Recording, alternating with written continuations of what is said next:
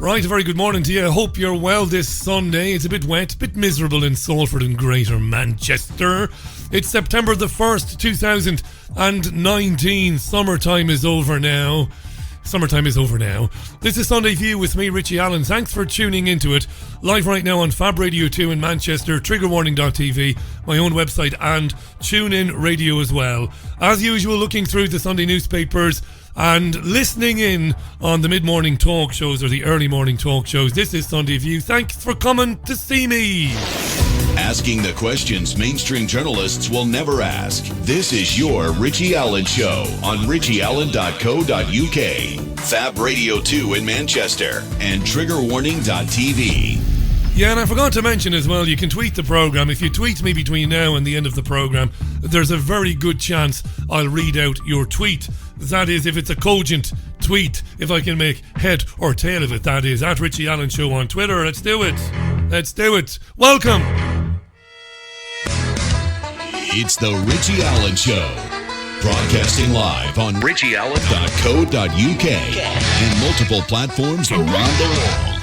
And now, here's your host, Richie Allen. Yes, you can always tweet the programme. There's a lot going on today.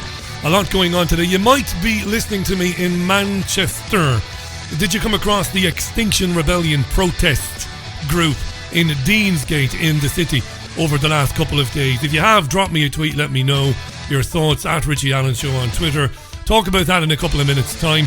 Lots in the papers about Brexit. We'll try and make that as, I won't say entertaining, but as interesting as possible. Cover a bit of Brexit this morning as the October 31st deadline looms, or does it loom? September 1st, does it loom? There's still a couple of months before. Plenty of time for it to be stopped, of course. Plenty of time for it to be stopped. Summertime is over now. I can't remember the second line of that song. Summertime will have to die or something like that. Engine Alley, great band, whose lead singer Canis Keneally hails from Kilkenny. Great Irish band Engine Alley had an amazing debut album called A Sonic Holiday, produced by, was it Mother Records, and was it not produced by, but marketed by and produced by Steve Lillywhite. That's the sort of mad shit that goes through my head, you see. Any given time of the day. Summertime is over now. I have been tweeted and I have been messaged about the shooting in Texas. 5 people were killed, maybe more, and lots of injuries in a mass shooting in Texas, the second one in a month. It's been covered, of course, across the media. I don't know what you'd like me to say about that sort of thing. I don't know anything about it. I know a policeman was killed apparently when the gunman's car was stopped. They are scratching their heads about a motive. The gunman is white. He was shot dead at a cinema complex and he's in his mid-30s. And the Truther Industrial Complex is already declaring it to be X, Y or Z without having seen any of the evidence themselves. So I don't know anything about it. Mass shootings in the United States have been a thing for many, many years. I have no idea. Coming up for 4 minutes past 11. This is Sunday View with me, Richie Allen. Straight into the papers in a few minutes. But before that, though, Extinction Rebellion protesters arrived in Manchester and they brought Deansgate to a standstill. This began on Friday. And they're here to highlight the threat of climate change, of course. And to tell us that we must act now. And to tell us that we must do what they tell us to do. Or they'll keep blocking up our streets with immunity and impunity. So yesterday was the second day of this. Apparently it carries on today. They set up camp on Deansgate at around 8 o'clock Friday morning. And they said they'll be hanging around till tomorrow morning. And as I speak to you, Manchester and Salford listeners will know the streets that I'm going to name, but you won't have a Scooby-Doo unless you get onto Tinternet and open a map map. So Deansgate remains closed to all cars from St Mary's Gate to John Dalton Street. Just what the hell? Fuck it. Bunch of scruffy do-gooders. Rock up to a city, fuck the whole thing up, and nobody does anything about it. Because the police said they would facilitate the peaceful protest. Why not? Imagine. I was thinking this morning, imagine 300 or 400 of us closed down Deansgate to protest the slaughter of the indigenous people of Palestine by the brutal Israeli occupiers. Imagine that. And we might have good reason to do that, because the lousy bastard Jerusalem Post is writing today, the warmongering newspaper in Israel. It has a headline today that reads, "As the next battle looms, many Israelis remain unprotected." What does the Jerusalem Post mean? As the next battle looms? Well, it means they're just about ready to start carpet bombing the fucking shit out of the indigenous people of Palestine again, for no reason. And they're worried about Israelis getting caught in the crossfire. So imagine we get 500 people down on Deansgate next Tuesday, say. Imagine, do you think the police would say, as they have been saying, well, we're engaging with the protests to try to understand their plans so that we can best respond to them. That's a direct quote, by the way, from the Manchester Met. These public school educated upper middle class fucking arseholes with nothing else to do but block up streets are being engaged by the police, who are treating them very nicely. Let's rock up to Deansgate over Palestine, slaughter, genocide, mass murder, and see how far we get. Do you think the city manager of Manchester would say, and I quote, "We believe in and respect people's right to peaceful protest, and we will always work with campaign groups along with the police to ensure they can demonstrate safely"? Really? That's a direct quote, by the way. Really? If we go down there next week and stop the fucking traffic and put silly boats there and turn on the music and start smoking a few fucking joints and start getting pissed out of our fucking heads and singing and annoying people, do you think they would engage with us over Palestine? Or would they break out the police horses and the fucking batons and the full riot gear? Eh? Because that's what they would do. They would kettle the bejesus out of us. Kettle the living bejesus out of us. But not this shower of hippie, crack-toking, cocaine-snorting, upper-middle class entitled dickheads. No, they can take over the busiest street in the city over the weekend. But wait a minute now. Wait a minute. These people are all about maximum impact, eh? Maximum impact, maximum exposure, eh? Am I wrong, or was last weekend Manchester Pride? Was it? Well, if they wanted to have maximum impact, why didn't they turn up at Pride last week and block Deansgate? But you know the answer to that one, don't you? No need for me to elaborate there, methinks. No need for me to elaborate there. This is a farce. Carbon dioxide is the gas of life. The gas of life. There is less carbon dioxide in our atmosphere now than there was before the last ice age. Carbon dioxide levels follow temperature. Temperature doesn't follow carbon dioxide levels. It's a fact. Solar activity drives climate and rising temperatures on planet Earth. Fact. And the Intergovernmental Panel on Climate Change is a farce. It is made up of lay people, and it specifically appoints only certain scientists who come up with the data to fit this ludicrous policy. That's a fact. It is a nonsense, this man-made climate change thing, a nonsense. Right? But don't worry about it. Let them shut down Deansgate, let them affect businesses. Here's a guy called, I've not got the audio, but here's a guy called Pat Carney, Manchester Council City Centre spokesman. How do you get that job? But anyway, he said, well, I support the cause, he said, but the actions of these people will cause a backlash because it's having a huge impact, an economic impact on the businesses in the area. He said, closing off one of the main streets in Manchester, I've just been in the cafes and the shops and they're all empty. So the economic impact on low-paid workers on this street is just immediate, right away. And I think these people will lose public opinion if they stay here for 4 days. But they're still there, apparently. I've not yet seen any pictures of Manchester police officers dancing with these goons and drinking coffee with them. But they're still there. Madness. Madness. We demand change, they said. Last month or 3 months ago, Theresa May committed to net zero carbon emissions by 2050. What the fuck? These arseholes are getting their own way anyway. even though it's ludicrous. What's going on? Yeah. 10 minutes past 11 it is. Sunday morning, the 1st of September 2019. Let's go to the papers. It's an outrage. It is. I'd love it. I'd love to do it. If we could get enough people to put their newfound respect for protest to the test. Their new engaging with protesters. Let's do it. Let's block up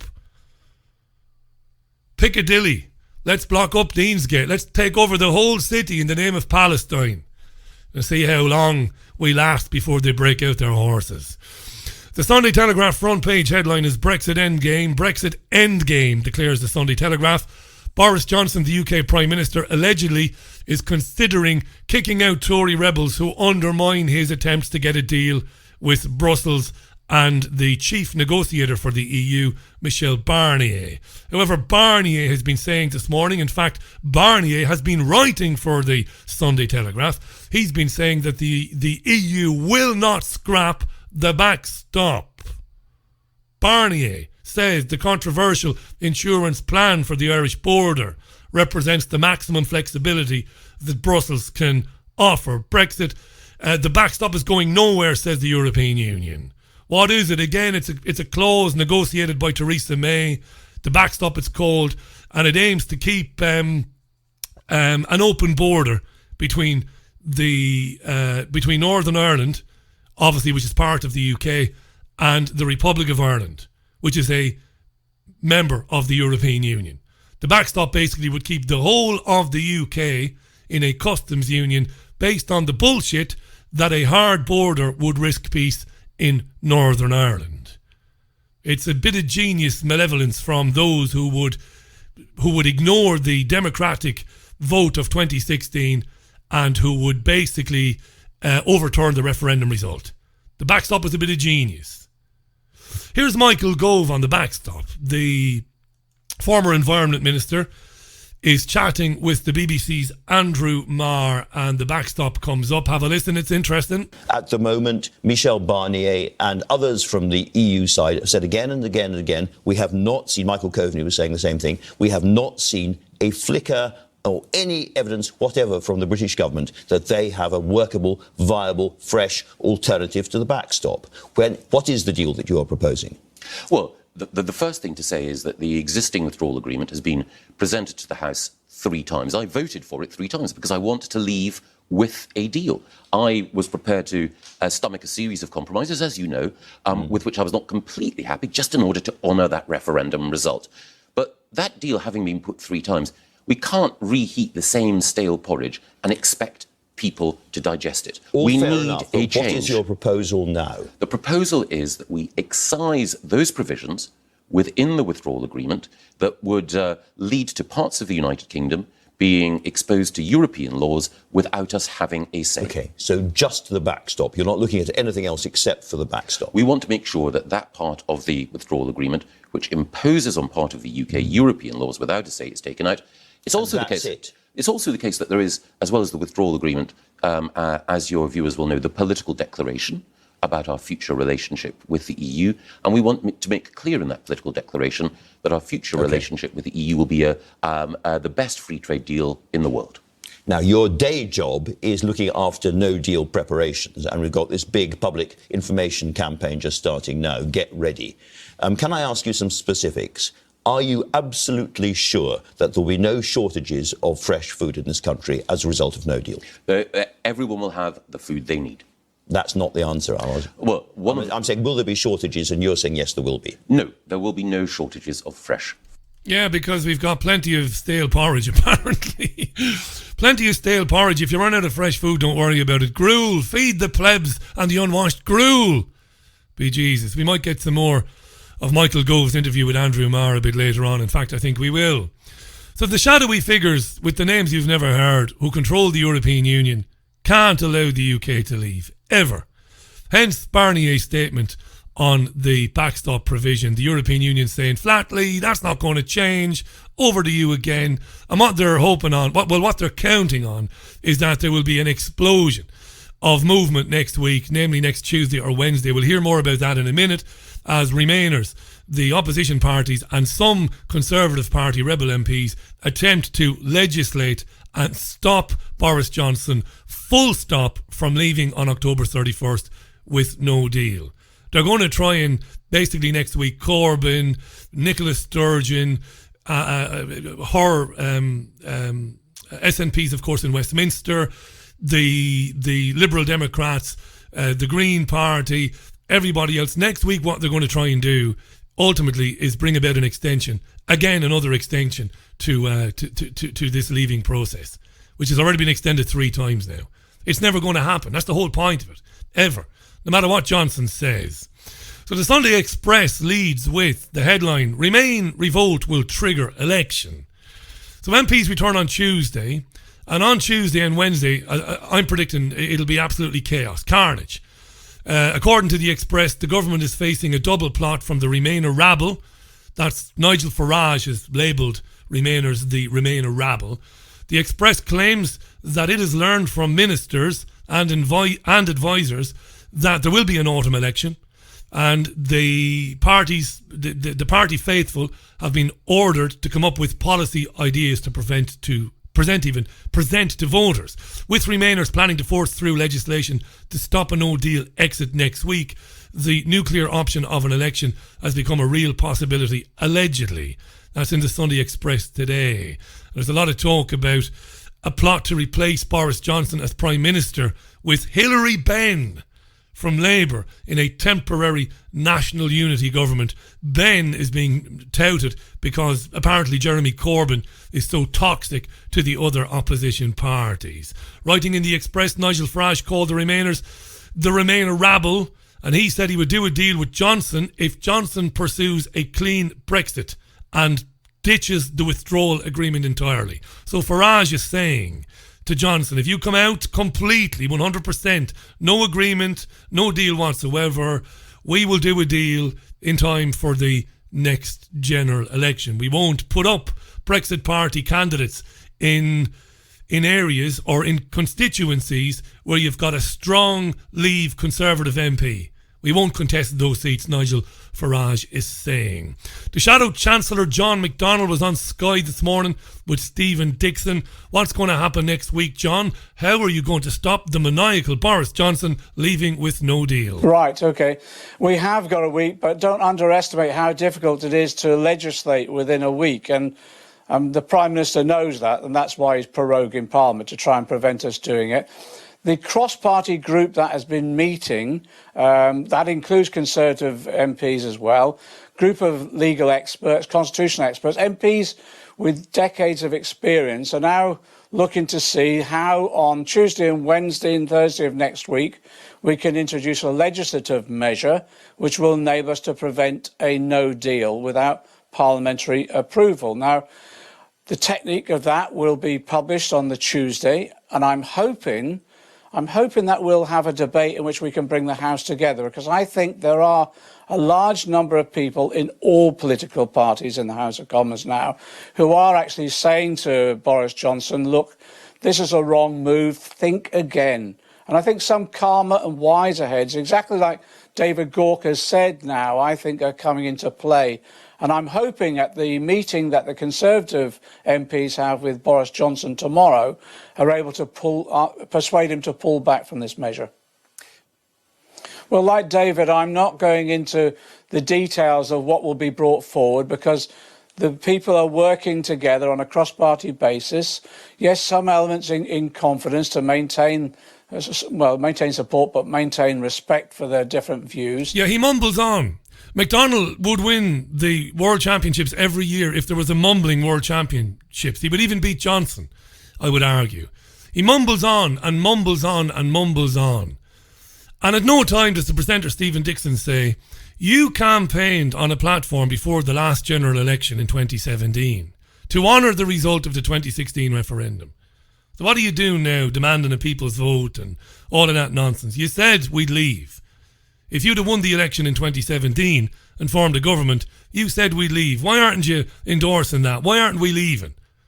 But Dixon doesn't say a thing to him. Let's move on swiftly. A little bit more Brexit news. He's asked about what are the odds of Corbyn tabling a no-confidence motion in the government. So what are the odds of Corbyn tabling a no-confidence motion in the government next week, either Tuesday or Wednesday? Oh, yes, it is. It has to be. It has to be. Our view is we've got to use every mechanism we possibly can to prevent a no deal, and that clearly is still on the table. The problem that we've got is, exactly as other constitutional experts have said, that actually the problem is time, and that's why the Prime Minister has used this measure. It's very difficult to get legislation through in a matter of a few days, and the Prime Minister knows that, and that's why they're using this tactic. I think it's a very grubby, measure, and as I say, it's unprecedented, and we can't allow a Prime Minister to act in this way. Just think, if there's another issue that comes up that any Prime Minister could be defeated on, and they just say, well, blow that, I'll close down Parliament. But undermines everything about our constitutional status that we now have. But people are questioning whether actually the no confidence option is a real one for the Labour Party. Jacob Rees-Mogg has been writing in the Mail on Sunday today saying you're not prepared to do it really because it could well force a general election. And the Mail on Sunday Delta poll out today has you 11 points behind the Conservatives. You don't want a general election really, do you? Well, look, let me just say, a message to Boris Johnson via you. General election, bring it on. At the last general election, we were 24 points behind and we virtually drew level with the Conservatives. If he wants to bring a general election, bring it about. Yeah. I'll fight him myself, says John McDonnell. I'll fight him myself. I'll fight him anywhere, Bojo, anywhere. The O2 in London, the Manchester Arena, Prestatyn Sands, Cleethorpes. Political death match, Sky Sports box office. Johnson versus McDonnell, 22.99, September the 21st, 2019. Terrific undercard too. Nicola Sturgeon versus Stella Creasy is the co-main event. Sturgeon will beat the granny out of Stella Creasy, I would suggest. Jess Phillips will take on Michael Gove. Gove has no chance, I wouldn't have said there, no chance. The Sunday Times headline: Boris tells Tory rebels it's me or Corbyn chaos. Yes. The Mail on Sunday: bring down Boris, you won't dare. This is Jacob Rees-Mogg, the leader of the House of Commons. He's telling Remainers in the Mail on Sunday they are too scared to call a vote of no confidence in Johnson because it would lead to a huge general election victory for Johnson himself. That's Jacob Rees-Mogg. The Observer, which is the Guardian by another name, its headline is: PM must launch urgent inquiry into Cummings' reign of terror. This is Dominic Cummings, by the way. It's all about Dominic Cummings, who's a very close advisor to Boris Johnson.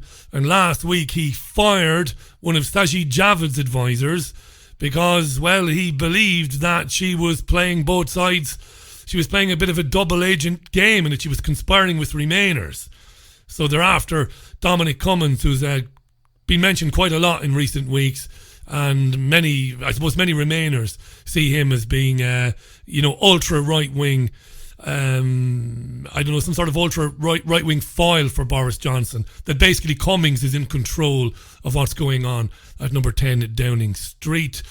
Cummings concluded that this woman, whose surname is Khan, what's her proper name? I just remember her name is Khan. What's her name? Anyone? Anyway, look, she's a Remainer. We're talking about the civil service here, right?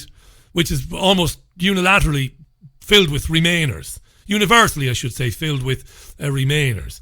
And Cummings believed that this woman, Khan, had been dishonest about her recent conversations with the former Chancellor, Philip Hammond, who's an arch Remainer. And Cummings got an armed police officer to basically help with the firing of her, and there's been a bit of blowback because of that. A lot of lies being spun around this morning. The former Justice Secretary David Gauke was on Sky News, and he spun the old bullshit that we've got more to lose than the European Union if there's no deal. And that is crap. It's absolute patent nonsense. He said, it's patently nonsense, I should say. He said, look, we've got more to lose in the event of no deal than the European Union. Again, don't expect any challenge from the very hapless and helpless presenter Stephen Dixon. And I think, this idea that the threat of no deal is going to make the European Union member states move dramatically, I'm afraid I think is a bit of a fantasy. The European Union member states know that no deal will have a bigger impact on us than it will on them. I think we just have to face facts about that. At that point, Stephen Dixon should jump in and say, please explain to me how a block of countries that sells far more into the UK market than the UK sells into its market, please explain to me how the UK should fear a no-deal, hand-washing, proper exit, why the UK should fear that more than the European Union, but Dixon doesn't. And they are not going to move their position so that we end up with needing a hard border between Northern Ireland and the Republic. OK, so on the basis that you're not going to, which is unlikely, that you... Dreadful that Dixon goes on to another subject. Instead of saying, hang on, there are many economists, many financial observers, advisors, academics who say that the EU is really nervous about no deal, right? But he doesn't. He goes on to other business. That you're going to hear anything from the Prime Minister that's going to completely satisfy you tomorrow. What are the plans for the coming week? Are you? What can you do? It's really garbage presenting that. It's as bad as it gets, you know. But anyway, we're going to move on from Brexit. You'll be delighted to hear that. You'll be thrilled to bits. We're going to leave Brexit alone next Tuesday. And Wednesday should prove fascinating.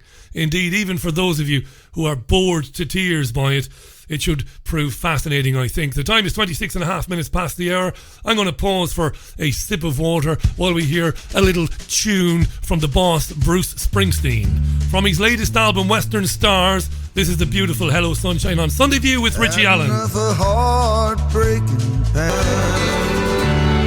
Very good morning to Shona Dryden, who's listening in South Africa. Good morning, Shona. How you doing? Nice to be with you. And to Mwinga and to Mark Best as well. How you doing, Mark? And to the 1,200 listeners that are listening on the Pacific coast of the United States at the moment, when it's around about 29 minutes past 3 in the morning.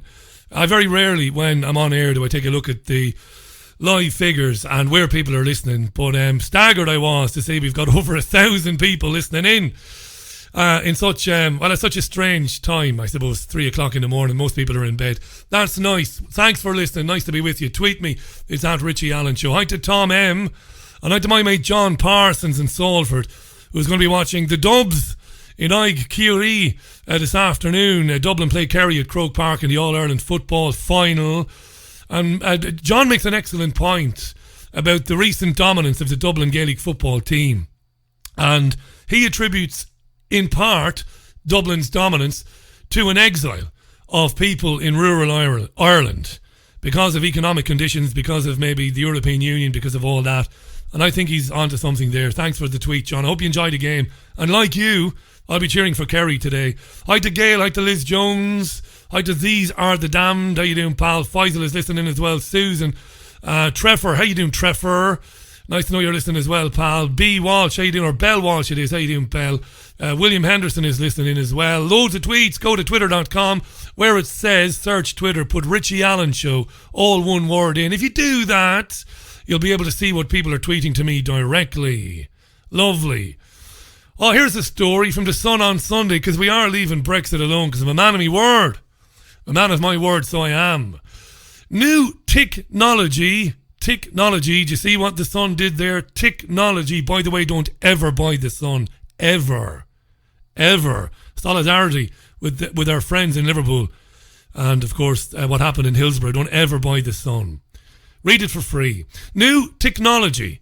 Gran becomes the first person in Britain to get a game-changing in-heart computer that could save the National Health Service £75 million a year. Wowee.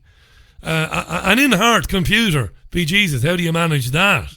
This is a wireless implant. And it beams data back to medics and it tells them how you are doing. And in this case, it's about Margaret McDermott. What a lovely name for a 75-year-old lady. Proper. You won't find any Margaret McDermotts under 20 anywhere. You won't find any Peggys under 25. Peggy is a name that's going to disappear out of human existence. It's a great old name. I had an Auntie Peggy. Peggy. Right. Anyway, Margaret McDermott, Peggy, had one of these things and it now beams data back to doctors to tell them how she's getting on. And it's on trial in the UK. It gives real-time readings allowing doctors to intervene before Peggy's health deteriorates beyond repair. The makers of the implant say that when it's rolled out across Britain, it could dramatically, that's a new word, I'm claiming it, dramatically, it could drastically reduce hospital admissions and save the health service up to 75 million quid a year.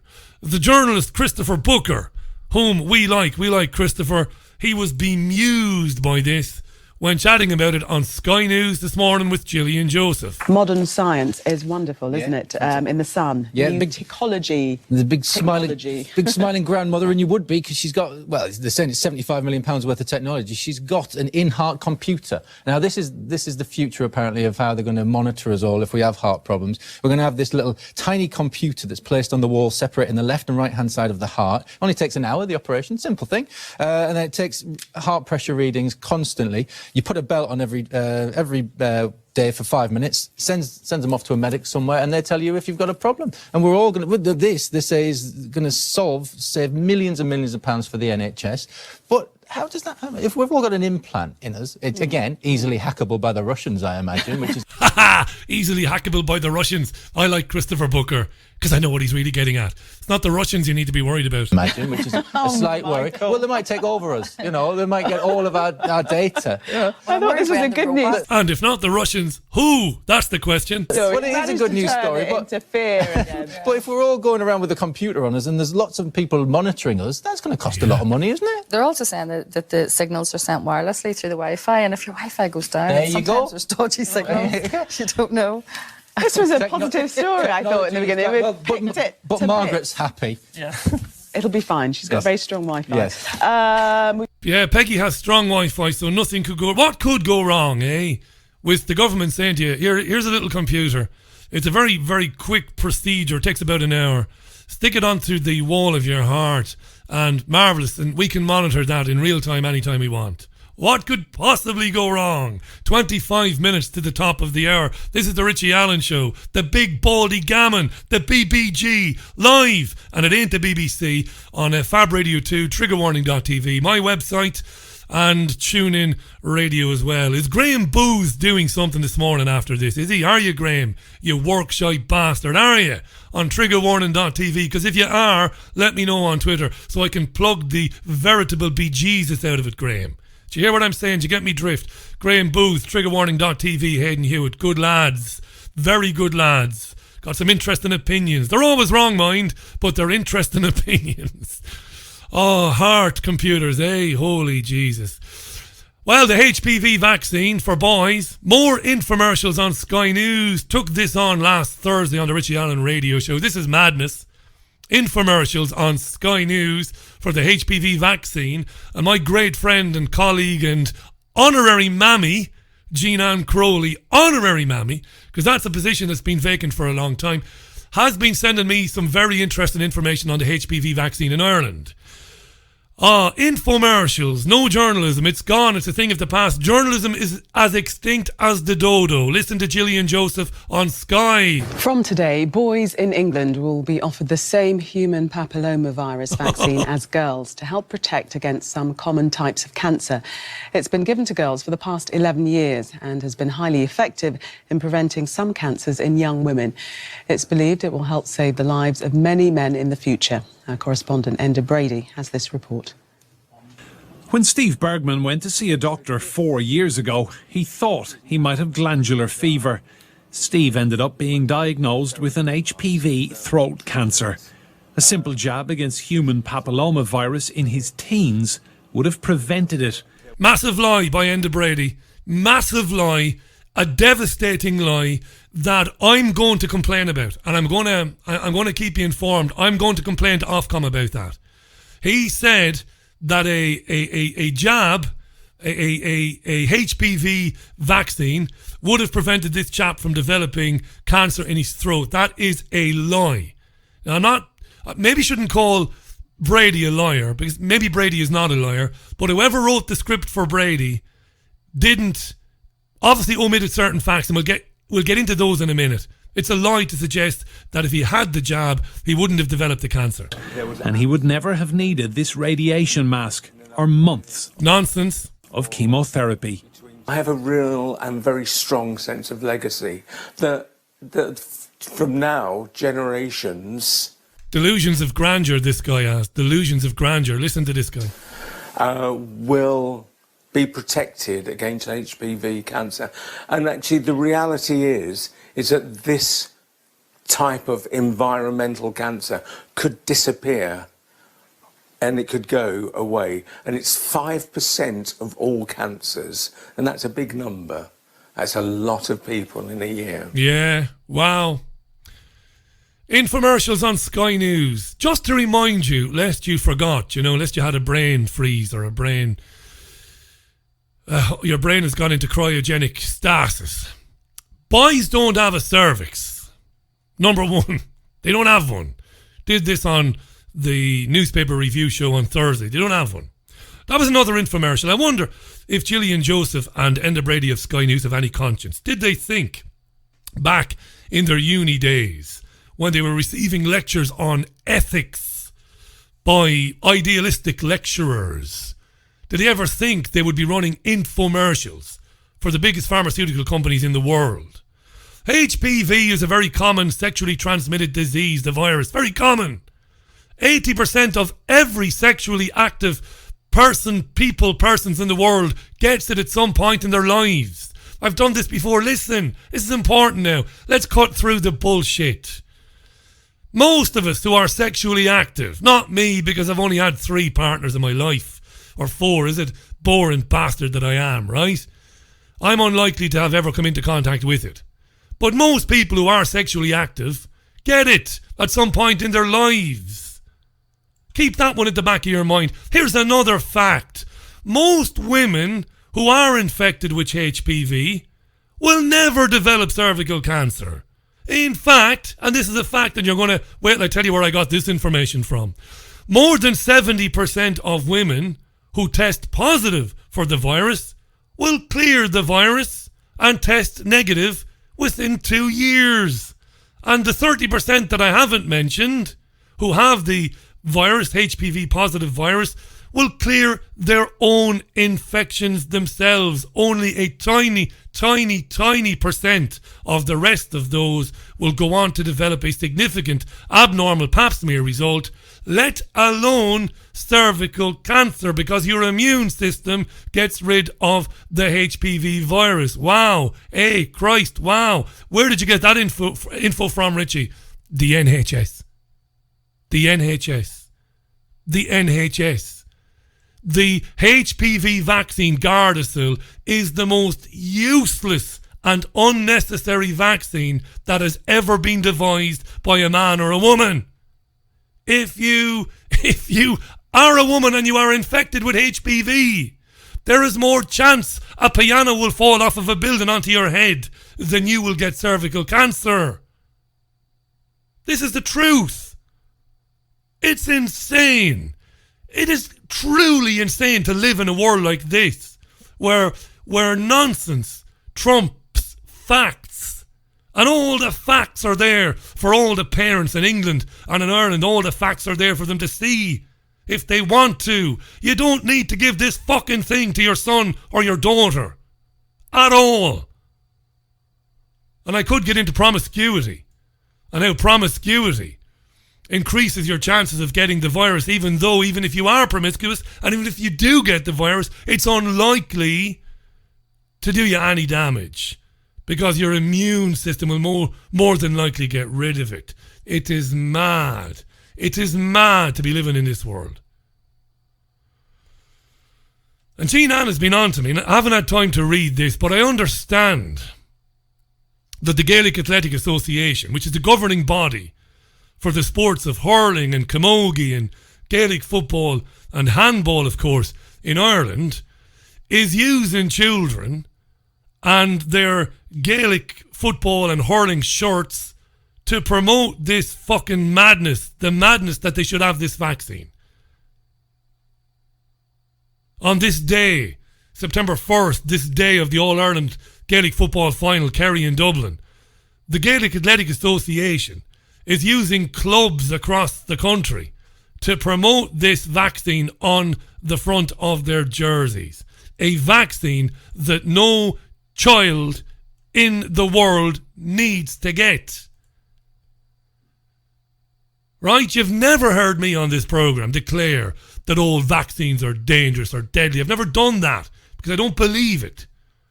But I believe that this vaccine has caused, I reckon we don't even know the scale of the harm it has caused to girls in Ireland, in the Far East, in Scandinavia and elsewhere. It is potentially deadly. And there's no need for it. These are mad times, folks. Mad times when nonsense completely trump facts and figures that have been gathered and collated by healthcare professionals and academics for years. This fucking virus, you probably have it now. If you're a bloke, you might have it. If you're a woman, listen to me, you might have it. But the chances of you developing anal cancer or throat cancer or cervical cancer are so remote to be almost laughable. Those are the stats. Your immune system vacates the thing. That's how it goes. Right? You're no medical expert, Richie, who never said I was, never declared myself to be. But I, like Mark Window, so eloquently said on Thursday when he was talking about climate change. All of the information gathered by the very same people who advocate the vaccine is in the public domain. You've only got to look at it.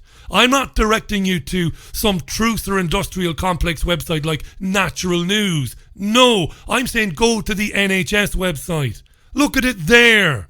It's there. The chances of you getting anything from the HPV virus are so remote. You have more chance of getting food poisoning from a little slice of the fucking cheese on the moon. Come on, people. Come on.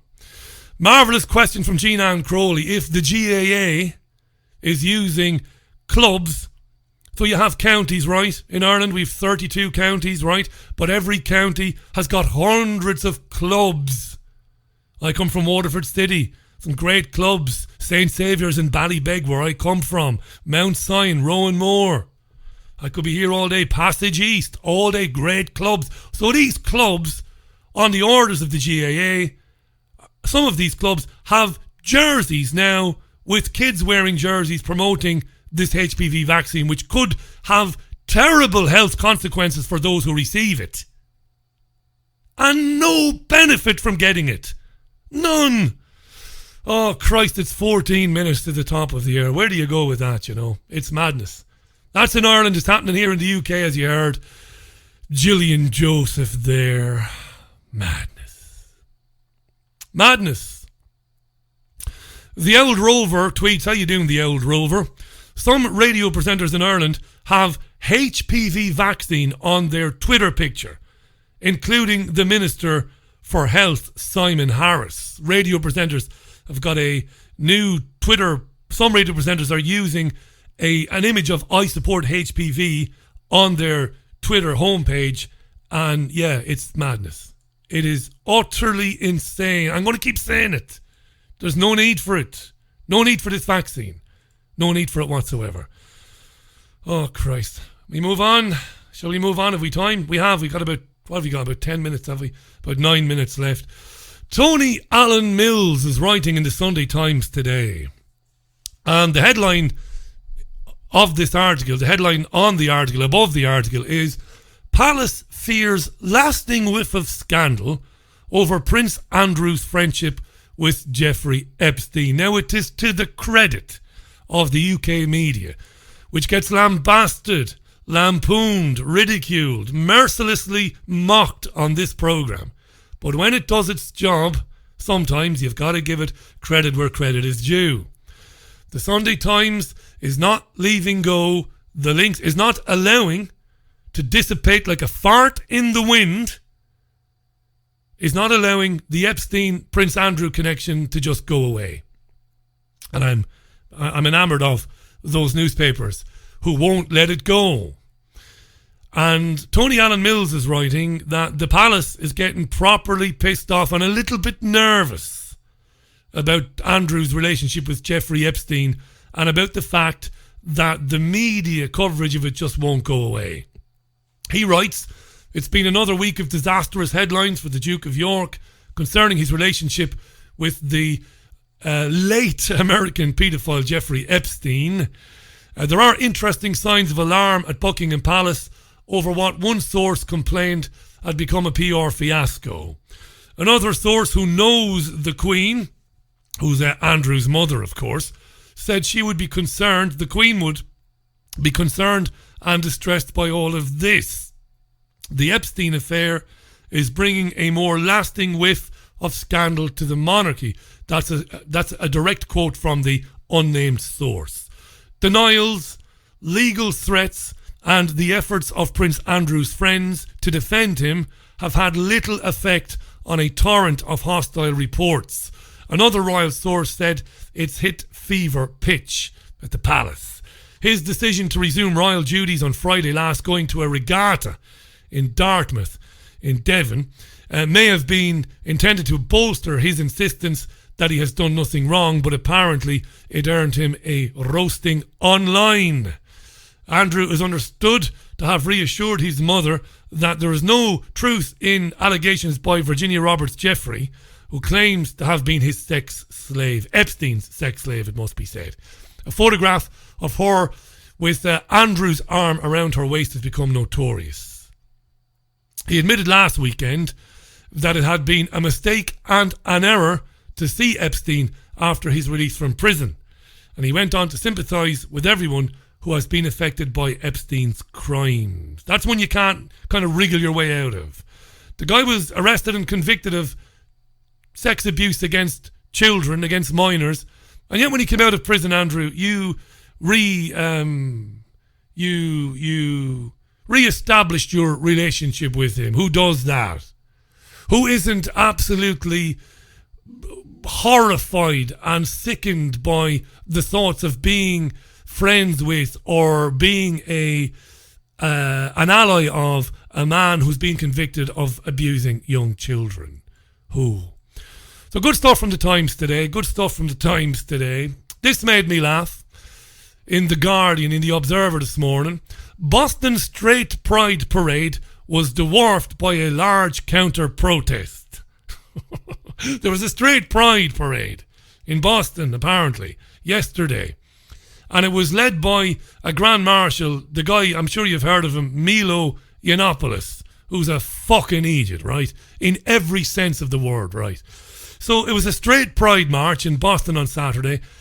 Only a few hundred straight pride marchers turned up, which must have been a massive dent to the ego of Milo Yiannopoulos. Massive kick in the arse for him. A few hundred turned up to march for straight pride, but more than 1,000 counter-protesters came along to abuse the marchers. So The Guardian, or The Observer, writes, the right-wing provocateur, Milo Yiannopoulos, was the Grand Marshal, for which a group calling itself Super Happy Fun America got a permit back in June. Super Happy Fun America claimed that it wanted to draw attention to the straight community. Now, Yiannopoulos is gay and conservative. Yeah, I know. He was addressing the crowd saying, add the S to the LGBTQ whatever. Guarded by hundreds of Boston police officers and berated by the protesters who said Nazi scum, Nazi scum, Nazi scum, the right-wing straight pride marchers made their way to Boston City Hall for a speaking programme. Oh, Christ. Oh, God. Yeah. Identity politics, children.